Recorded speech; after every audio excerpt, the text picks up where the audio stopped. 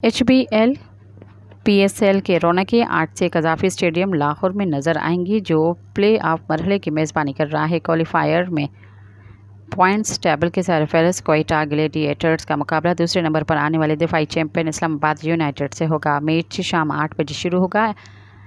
Elementary Lahore एक कलंदर्स और Karachi Kings के दरमियान जुमेरात 22 मई को खेला जाएगा। मैच भी शाम 8 बजे शुरू होगा। एलिमिनेटर्स 2 क्वालिफायर हारने वाली टीम और एलिमिनेटर 1 जीतने वाली टीम के दरमियान जुमा 23 मई को खेला जाएगा। फाइनल इतवार 25 मई को खेला जाएगा। लाहौर में मुल्की और गैर मुल्की खिलाड़ियों, टीम ऑफिशियल्स और शायकीन क्रिकेट के लिए फुल प्रूफ सिक्योरिटी के इंतजाम किए गए हैं। CCPO ने कहा है कि लाहौर पुलिस के चाक चौबंद अफसरान और एहलकार PSL मैचेस की सिक्योरिटी पर मामूर हैं।